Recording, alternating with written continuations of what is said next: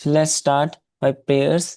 Om Agyantimirandhasya Gyananjana चक्षुरुन्मिलितं येन तस्मै श्रीगुरवे नमः। श्रीचैतन्यमनोभीष्टं स्थापितं येन भूतले स्वयं रूपः कदा मह्यं ददाति स्वपदान्तिकम्।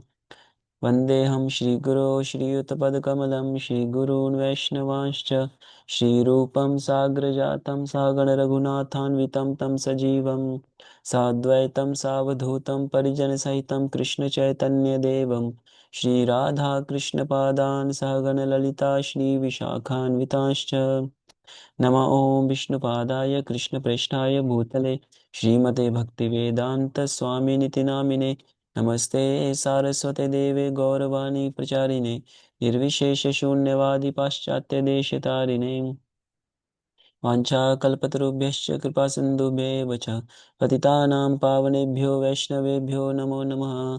जय श्री कृष्ण चैतन्य प्रभु नित्यानंद श्री अद्वैत गदाधर श्रीवासादि गौर भक्तवृंद। हरे कृष्णा कृष्णा कृष्णा हरे हरे, हरे राम राम राम हरे हरे।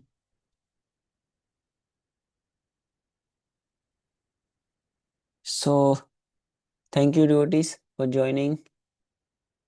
किसी को लास्ट क्लास में से हमने क्या डिस्कस किया था, कुछ कोई पॉइंट्स याद है? What we discuss last class, Bhagavad Gita class. Prabhu ji Duryodhana के बारे में बताया था आपने। हाँ, क्या बताया था? और वो बताया था कि दुर्योधन को फर्क नहीं पड़ता कि भगवान उसके साइड है कि नहीं है। वो साइड कर रहा था, मतलब भगवान को पूरी तरह साइड कर रखा था। कुछ ऐसी समथिंग आपने बताया था। यस, बिल्कुल सही। नाइस। हाँ, उसके थ्रू एक्चुअली दुर्योधन जी के करेक्टर से हम क्या सीख रहे हैं कि एक जो सेल्फिश पर्सन है, जो डिमोनिक आसुरिक स्वभाव वाला व्यक्ति है, वो उनको रिप्रेजेंट करते हैं दुर्योधन। तो उनकी क्या क्या क्वालिटीज होती हैं, कैसे डुप्लीशियस बिहेवियर होता है उनका, और कैसे वो केवल अपने ही स्वार्थ के लिए सोचता है। तो सारी डिटेल बेसिकली हमने डिस्कस की थी। और उनका अपना ही प्लान था दुर्योधन का कि मेरे प्लान से मेरी सेना इतनी शक्तिशाली है, सामने वाले की सेना इतनी शक्तिशाली नहीं है। तो मटीरियली कैलकुलेशन करके अपनी सेना को बहुत ही पावरफुल समझ रहा था, बल्कि पांडवों की सेना को बहुत ही एक कमजोर समझ रहा था। बिकॉज वो उन्होंने भगवान कृष्ण को क्या थे किया था, कंसीडर ही नहीं किया था कि कृष्ण तो युद्ध में आ, अस्त्र नहीं उठाएंगे, इसलिए उनको इतना महत्व देने की जरूरत नहीं है। बट देखा जाए तो भगवान कृष्ण के कारण ही सारे पांडवों की विजय हुई और कौरवों की पराजय हुई।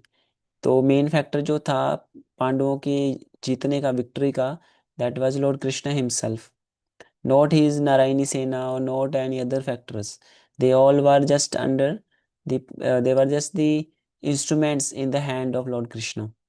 Even Arjuna was the instrument in the hand of Lord Krishna, जिनको भगवान ने धर्म की स्थापना के लिए युद्ध में उन्होंने यूज किया। तो ठीक है, थैंक यू। तो अभी आज हम शुरू करेंगे from the shloka from 12 to further onwards.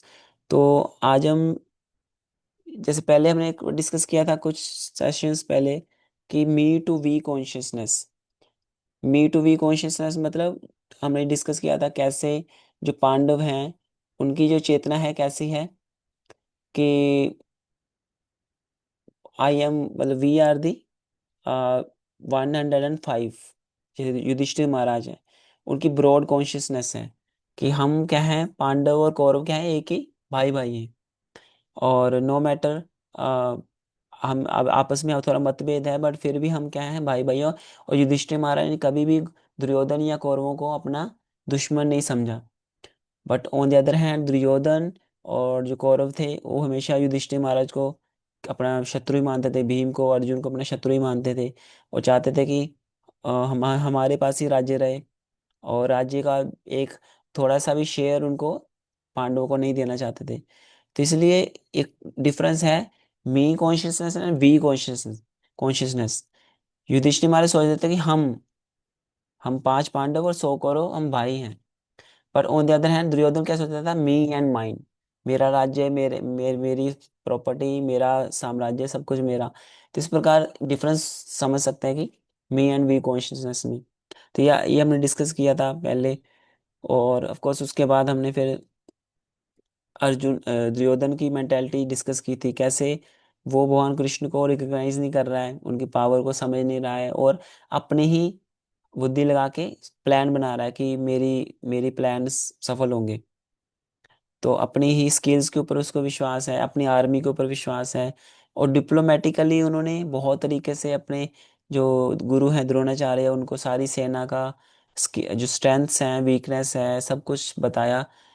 Specifically strength को बताया कि ताकि सबको क्या हो, एनकरेजमेंट फील हो। और सामने वाली जो विरोधी पांडवों की सेना है, उनकी भी कुछ स्ट्रेंथ्स बताई और कुछ वीकनेस भी बताई, ताकि कॉन्फिडेंस मिले कि हमारी पावर उनसे ज्यादा है। और और उनकी ये मेंटालिटी है कि कैसे हम पूरे वर्ल्ड पे क्या करेंगे, राज्य करेंगे। और ये दुर्योधन की क्या है, ये सारी जो सैन्य की जो निरीक्षण करने की जो उस समय जो कर रहा था, वो उसके पीछे यही मंतव्य था कि कैसे वो अ, अपना जो सेना का क्या करे, एनकरेज करे, और सामने वाली सेना को डिस्करेज करे। और हमने जैसे वही जो मैंने चीज बताई कि दोनों में बहुत अंतर था, दोनों की चेतना में, यानी कि दुर्योधन की और युधिष्ठिर महाराज की। और इवन युधिष्ठिर महाराज, उन्होंने तो शुरू में फाइट करने से भी मना कर दिया था, कह रहे थे केवल 5 गांव हमें मिल जाएंगे, हम उसी से संतुष्ट हो जाएंगे, क्योंकि हम क्षत्रिय हैं, हमें तो रूल किए बिना हम रह नहीं पाएंगे। तो बेटर है हमें कम से कम अ, 5 गांव ही दे दीजिए जाए, ताकि मैं उन्हीं को ही हम रूल करके एज ए क्षत्रिय हम अच्छे से राज्य करेंगे और कोई दिक्कत नहीं होगी। क्या जरूरत है, जैसे दो कुत्ते लड़ते हैं आपस में एक मीट के लिए, जैसे हड्डी का टुकड़ा होता है, तो कुत्ते आपस में लड़ाई झगड़ा करते हैं, पीटते हैं, एक दूसरे को काटने को दौड़ते हैं, just for the small piece of meat. तो उन्होंने कहा कि क्यों हम कुत्तों भेड़ियों की तरह लड़ रहे हैं, बेटर है हम छोड़ देते हैं राज्य को, और हम शांति से रहेंगे।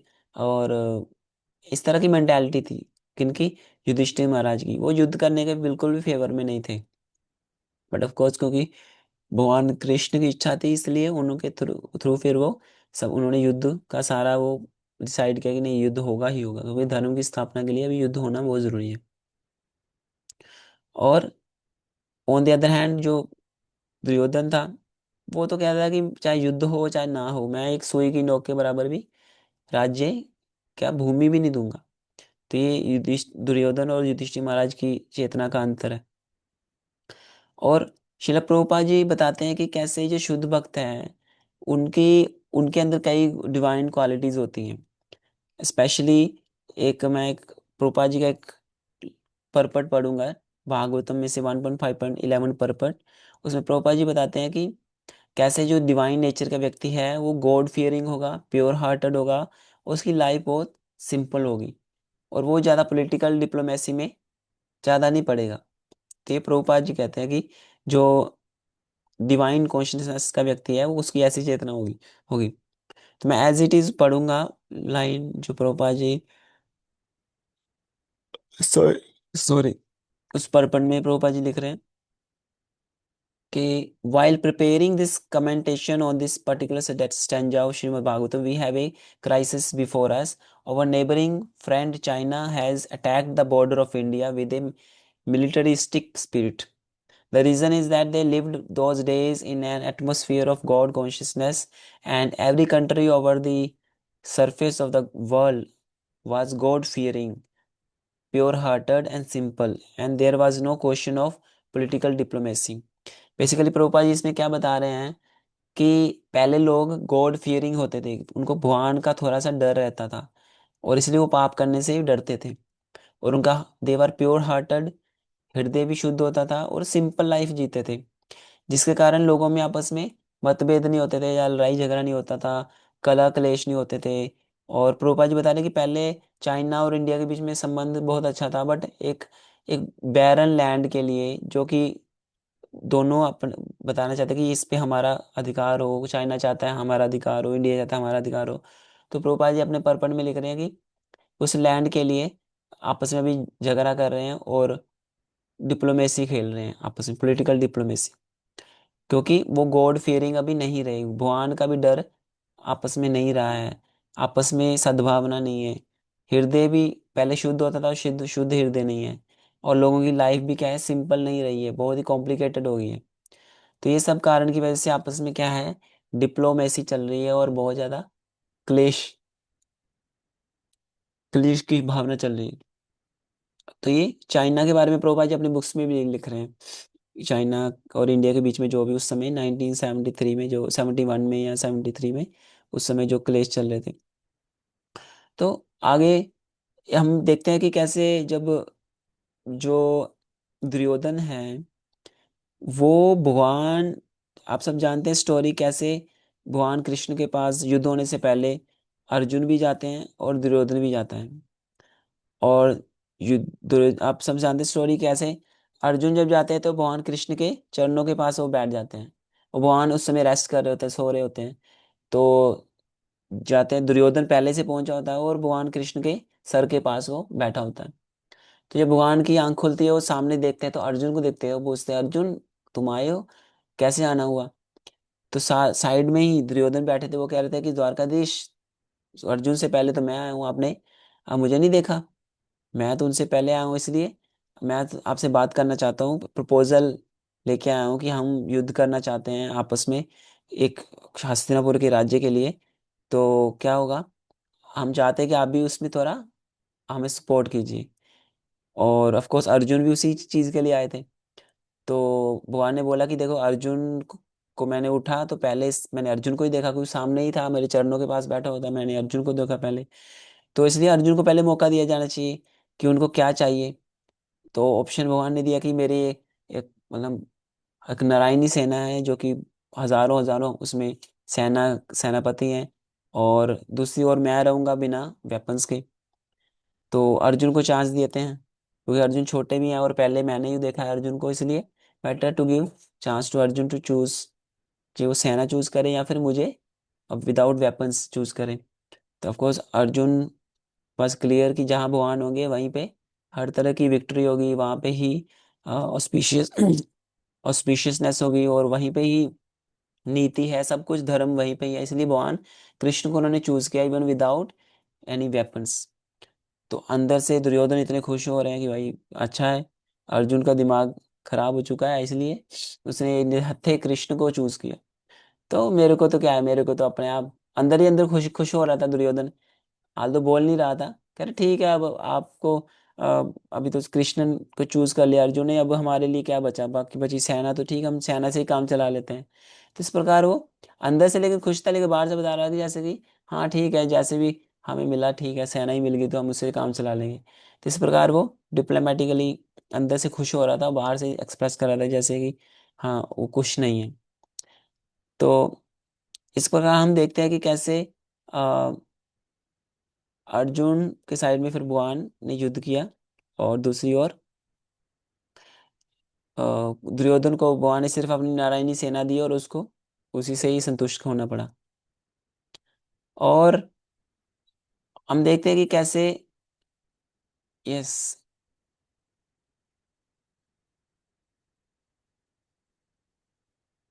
यस, तो हम इसमें देखते हैं कि अर्जुन ने क्यों भगवान कृष्ण को चूज किया। क्योंकि अर्जुन वॉज वेरी क्लियर कि दो ऑप्शन है मेरे पास, या तो भगवान कृष्ण को चूज करना, या दूसरी ओर भगवान की सेना, यानी कि भगवान की सेना क्या है, भगवान की एनर्जी है, भगवान की शक्ति है। या तो शक्तिमान को मैं चूज करूं या फिर शक्ति को चूज करूं। तो अर्जुन के पास ये चॉइस थी। तो ये अर्जुन के भगवान के प्रति जो प्रेम है, क्योंकि भगवान अर्जुन कृष्ण के क्या है, वो फ्रेंड है, और भक्त मतलब साख्य भाव है, यानी कि भक्ति इन द डिवोशनल एटीट्यूड, यानी कि इन फ्रेटर्नल फ्रेंडशिप एटीट्यूड में भक्ति है अर्जुन की भगवान कृष्ण के प्रति।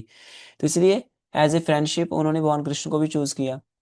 और ये जानते भी है कि भगवान कृष्ण साधारण नहीं है, वो भगवान स्वयं भगवान है जो कि पूरी सृष्टि को चला रहे हैं। तो फिर इसे ये युद्ध का मैदान क्या है, उनको भगवान को युद्ध जीतने में कितना टाइम लगेगा। तो इसलिए कॉन्फिडेंस था अर्जुन को। तो अर्जुन के अंदर ये डिवोशनल स्पिरिट थी जिसके कारण वो मतलब वो भगवत गीता को भी समझ पाया, और उनको भगवान के ऊपर पूरा कॉन्फिडेंस भी था। एक्चुअली क्या है, भगवत गीता को हम ऐसे समझ नहीं सकते जैसे अर्जुन ने समझा है ना, कि क्योंकि वो डिवोशनल स्पिरिट होने के कारण अर्जुन समझ पाया भगवान की गीता को। अदरवाइज कोई साधारण व्यक्ति, वहां पे और भी बहुत सारे योद्धा थे, उनको भी भगवान ने सुनाया, सभी सुन रहे थे, बट सबको वो चीज समझ नहीं आ रही थी। पर क्योंकि अर्जुन जो है और भक्त थे भगवान के, इसलिए उनको वो भगवत गीता का ज्ञान समझ में आ रहा था, उससे उनको लाभ मिल रहा था, उनका जो कॉन्फिडेंस लूज हो गया था वो कॉन्फिडेंस द्वारा रिवाइव हो रहा था। अर्जुन के अलावा और भी कुछ जो भक्त थे, जैसे भीष्म पितामह हैं या और भी कुछ थे, उनको बस थोड़ा सा समझ आ रहा था गीता। अदरवाइज बाकी किसी और कौरवों को तो किसी को समझ नहीं आ रहा था क्या चल रहा है आपस में, ये दो जाने क्या बात कर रहे हैं, है ना। और हम देखते हैं कि ये जैसे दुर्योधन ने नारायणी सेना चूज की, तो ये उसके मटेरियली कैलकुलेशन के कारण वो खुश हो रहा था कि अच्छा है हमको अंदर से कि सेना मिल गई, कृष्ण नहीं मिले तो क्या हो गया। यानी कि Duryodhan was in the favour of getting the shakti of the lord, Narayani sena of the lord. But Arjun knows that शक्तिमान जहाँ पे होंगे वहां पे भगवान की शक्ति अपने आप ही होगी। इसलिए अर्जुन को पूरा कॉन्फिडेंस था कि भगवान जहाँ है वहां पे भगवान की शक्ति रहेगी, वहां पे भगवान की कृपा से विजय भी होगी। पर दुर्योधन का मटेरियल कैलकुलेशन की वजह से, कि नहीं वो मटेरियली कैलकुलेट करता कि नहीं हमारे पास इतनी सेना हो जाएगी, हमारी इतनी अक्षौणी सेना पहले से है, थोड़ी और बढ़ जाएगी, हमारी स्ट्रेंथ इतनी स्ट्रेंथ ज्यादा हो जाएगी, को पांडवों से ज्यादा हो जाएगी, तो मटेरियली कैलकुलेट करके देख रहा था वो। तो इसलिए क्योंकि उसके पास भगवान कृष्ण को भगवान नहीं मान रहा था, भगवान की सुप्रीमेसी के ऊपर उसको अंडरस्टैंडिंग नहीं थी दुर्योधन को। But on the other hand Arjun news very well कि भगवान कृष्ण के हैं, परम पुरुषोत्तम भगवान है, और इसलिए उन्होंने भगवान को चूज किया, बल्कि भगवान की शक्ति को चूज नहीं किया, क्योंकि उनको पता है कि जहाँ भगवान होंगे भगवान की शक्ति अपने आप वहां पे होगी, चाहे वो दृश्य फॉर्म में हो या अदृश्य फॉर्म में हो, भगवान की शक्ति तो होगी होगी। इसी प्रकार हम देखते हैं कि भगवान की जैसे सीता माता है वो भगवान की शक्ति है, भगवान राम की क्या है, शक्ति है।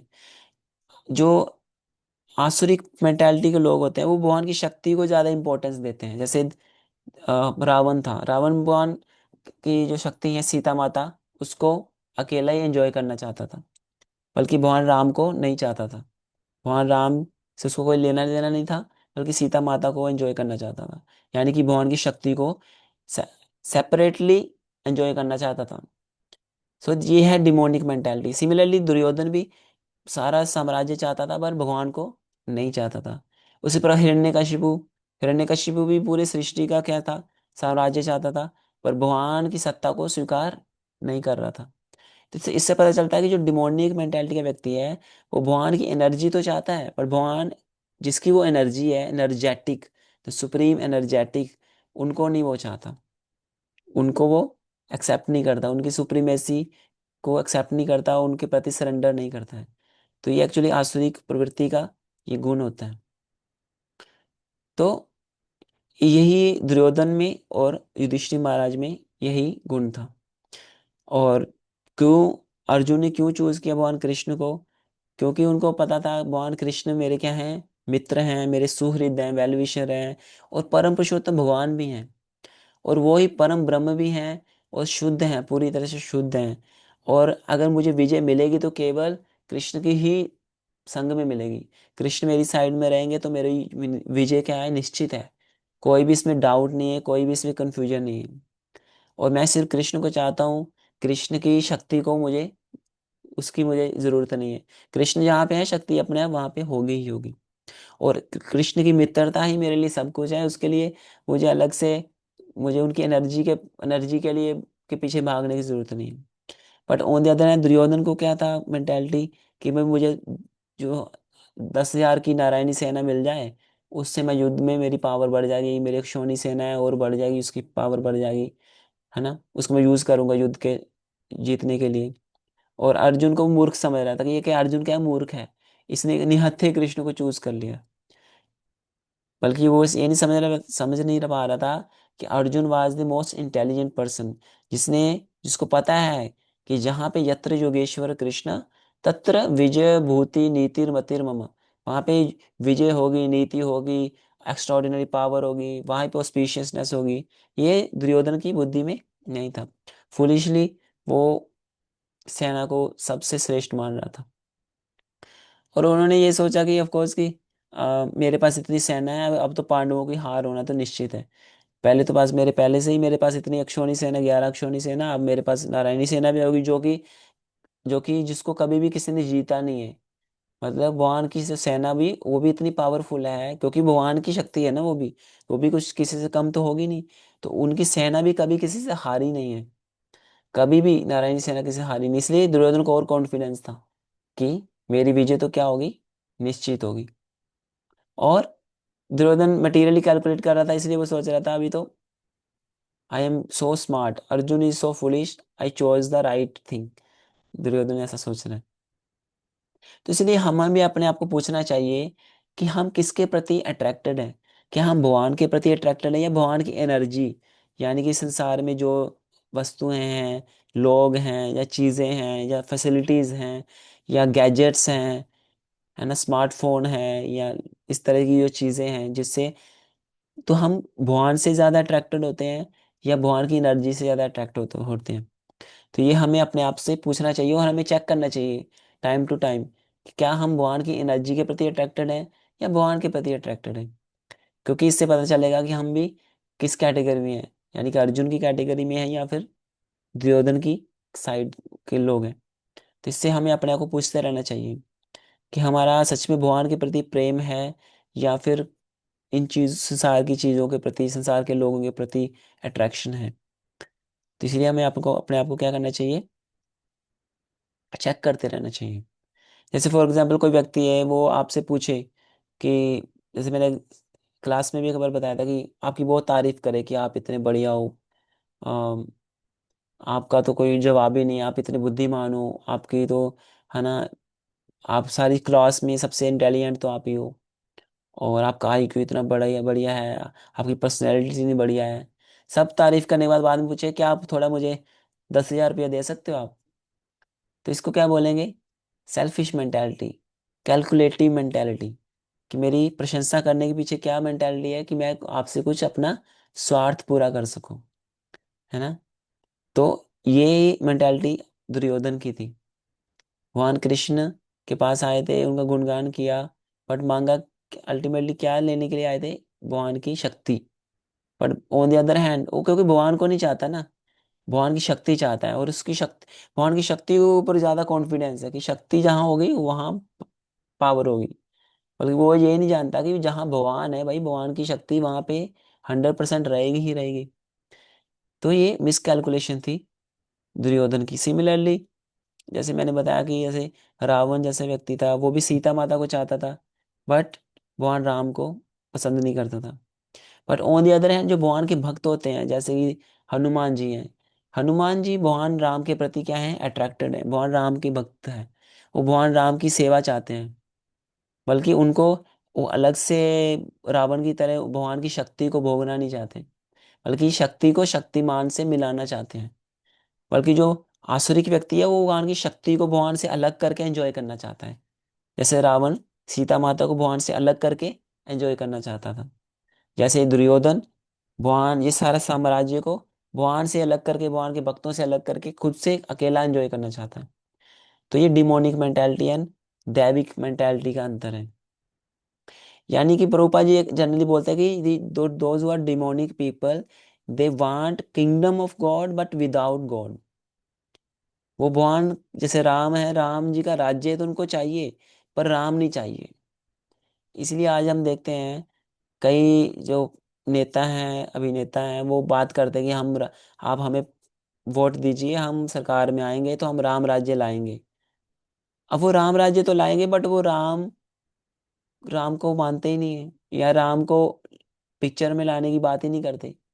कोई है ऐसा पॉलिटिशियन जो बोले कि आप लोग हमें पार्टी मतलब पावर में लाइए, हम धर्म धर्म की रक्षा करेंगे, भगवान की भक्ति को बढ़ावा देंगे, भगवान के जो नाम है, जैसे भगवान का नाम कुछ सबको उनका जप करने के लिए बोलेंगे, लोगों को भक्ति बढ़ाएंगे।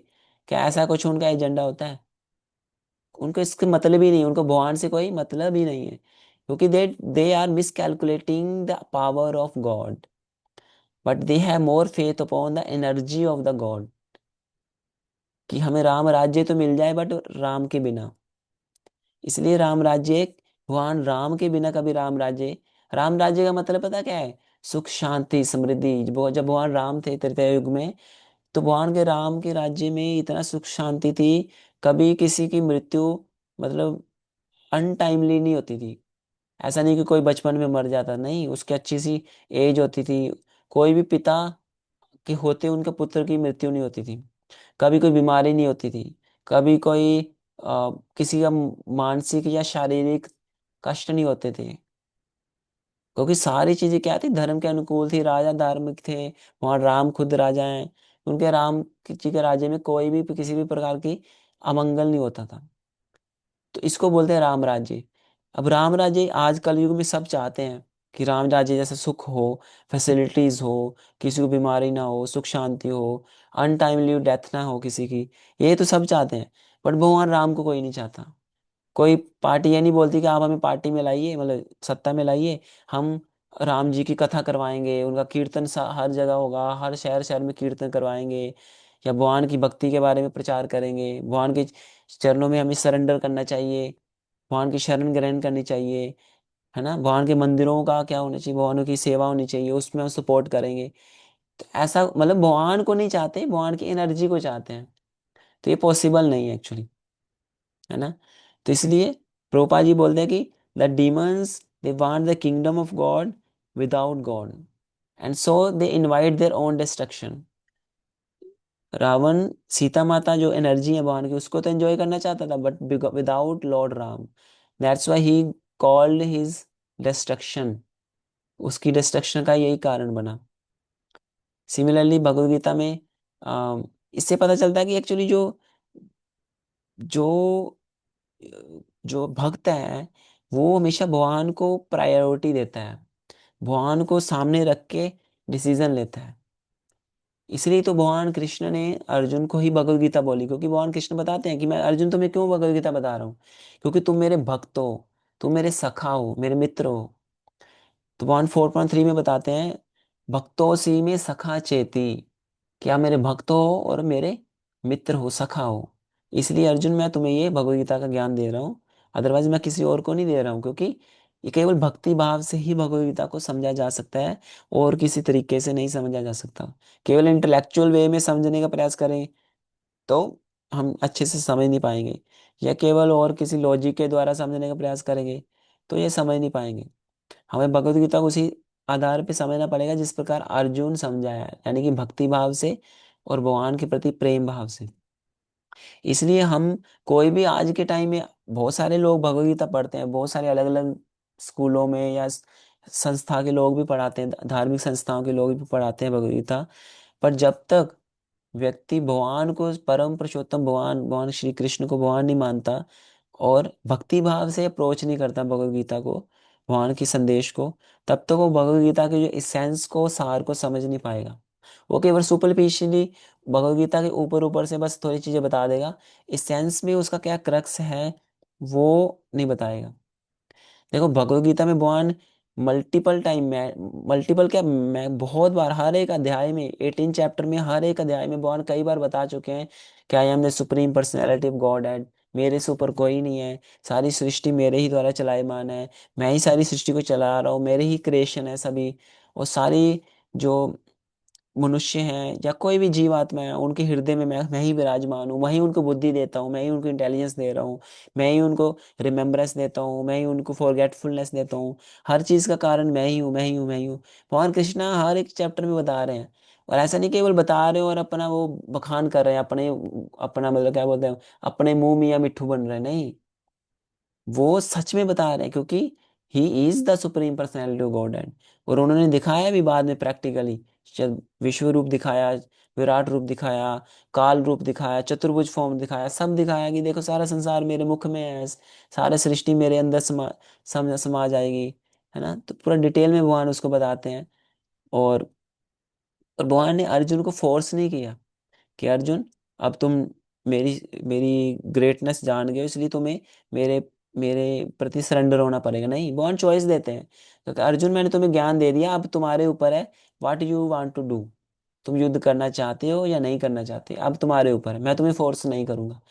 पूरी भगवत गीता बोलने के बाद भी भगवान कृष्ण ने एक बार भी अर्जुन को नहीं बोला कि अर्जुन तुम युद्ध करो।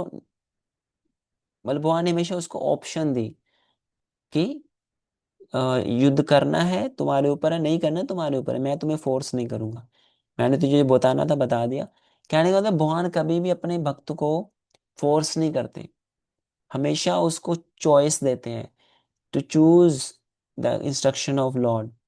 भगवान हमेशा चॉइस देते हैं एक्चुअली।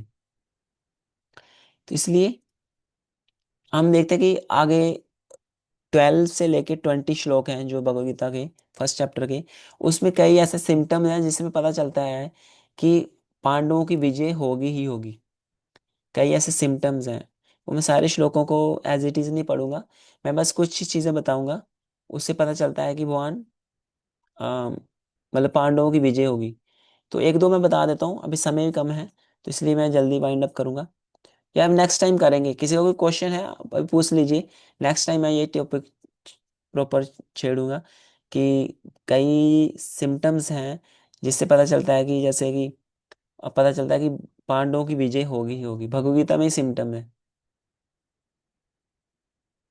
किसी को हरे क्वेश्चन है? कृष्ण प्रभु जी। यस जतिन प्रो। जी, मेरा ये प्रश्न था कि जैसे बहुत सारे आजकल लोग हैं, जैसे जो शाक्त होते हैं, जो मतलब दुर्गा देवी की पूजा करते हैं, लेकिन वो मतलब दुर्गा देवी को ही सुप्रीम मानते हैं और हम्म। भगवान को कुछ नहीं मानते। वो मानते हैं कि मतलब हम्म। दुर्गा देवी ही टॉप मोस्ट है। तो क्या ऐसे लोग भी मतलब आसुरिक होते हैं, या फिर ये ऐसा क्यों करते हैं, मतलब दुर्गा देव उनको टॉप मान ले, एनर्जी को टॉप मान लेना और भगवान को कुछ ना मानना। यस, तो एक्चुअली हमने डिवाइस में डिस्कस किया था कि एक्चुअली जो अलग अलग डेमीगॉड वर्शिपर्स होते हैं या अलग अलग देवी देवता के उपासक होते हैं, वो उनको अलग अलग उनके उनकी चेतनाएं उस स्तर पे है। जैसे मेनली जो दुर्गा देवी या शिव जी के जो भक्त होते हैं, वो बेसिकली मोस्टली होते हैं जो तामसिक प्रवृत्ति वाले होते हैं। उनकी खुद की चेतना मतलब तामसिक होती है। तामसिक मीन्स वो खुद भौतिक एंजॉयमेंट चाहते हैं, कुछ ना कुछ भौतिक भोग करना चाहते हैं, सेंस ग्रेटिफिकेशन चाहते हैं। और उनको पता है कि दुर्गा माता को हम वर्शिप करेंगे, पूजा पूजा करेंगे, उनको कुछ बलि चढ़ा देंगे किसी चीज की, तो प्रसन्न होकर हमें वरदान देगी या हमें सुख शांति देगी, हमारी यो भोग की वस्तुएं हमें प्रदान करेगी। तो इनडायरेक्टली वो अपने ही सेंस ग्रेटिफिकेशन के लिए ही, क्योंकि उनकी खुद की मेंटेलिटी क्या है, तामसिक है, इसलिए इस प्रकार की वर्शिप जो है देवी देवताओं की वो तामसिक वर्शिप में आता है।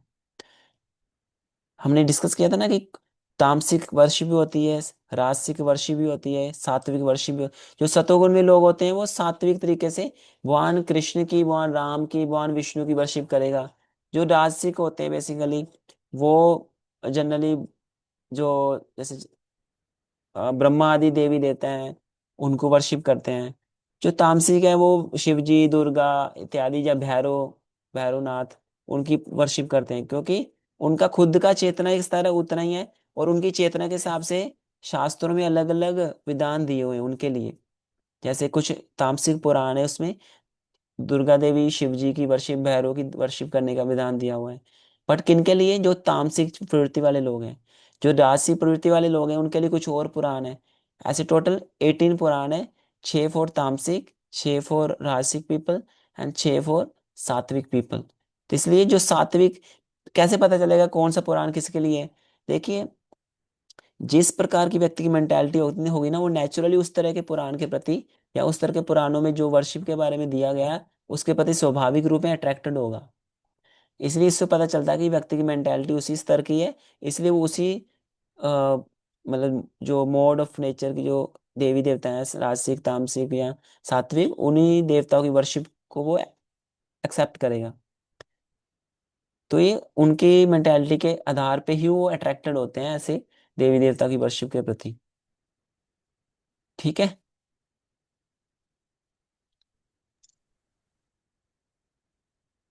ठीक है जतिन ब्रो, आवाज आ रही? प्रभु जी। जी प्रभु जी। ठीक है। और किसी का कोई क्वेश्चन है? प्रभु जी, हाँ। और ये क्वेश्चन नहीं है, एक क्या था ना कि जो ये 9 बजे का टाइम है, हम्म। इसको 8:30 कर सकते हैं प्रभु? हाँ बिल्कुल कर सकते हैं, अगर सभी आप लोग एग्री करते हैं तो। सबके एग्री हो लिए। प्रभु आप सब? आप सब बताइए। शांग प्रो, जतिन प्रो। मैं तो एग्री हूँ। जी ठीक है जी, 8:30 को। 8:30 ठीक है। आपका भी ठीक है शशांक प्रो? मैं 9 प्रेफर करूंगा प्रभु। अच्छा, आपको नो प्रेफर करेंगे, ठीक है। हाँ, तो देख सकते हैं। और हो गया। और आप बताएंगे ओजस्वी, श्याम प्रो?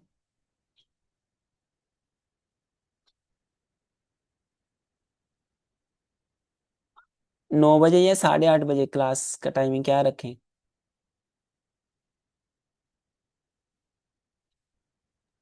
प्रभु जी मैं तो 8:30 ही बोलूंगा। ठीक है। आप, ठीक है, हम प्रयास करेंगे कि अगर 8:30 अगर कंफर्टेबल है तो हम नेक्स्ट जो क्लास में एक बार सबसे पूछ लेंगे, सभी डिवोटी से। अगर जहाँ जो जिसमें जिस साइड वोट ज्यादा होंगे फिर हम वो डिसाइड कर लेंगे। ठीक है। 9:30, 8, 8:30 या 9, है ना? तो जो भी टाइमिंग रहेगी तो उस हिसाब से हम कर लेंगे। ठीक है, तो यहीं पे विराम देते हैं आज। आपका बहुत बहुत धन्यवाद। शिला प्रभुपाद की जय, श्रीमद् भगवद गीता की जय, ताई गौर प्रेमानंदे, हरि हरि बोल। तो नेक्स्ट टाइम हम चर्चा करेंगे कि what are the different science mention in the various shlokas coming. जो आगे फर्दर श्लोक आएंगे उसमें कई ऐसे सिम्टम्स पता चलते हैं जिससे पता चलता है कि पांडवों की विक्ट्री तो निश्चित है और कौरव हारेंगे ही हारेंगे। तो हम नेक्स्ट टाइम ये डिस्कस करेंगे। हरे कृष्ण।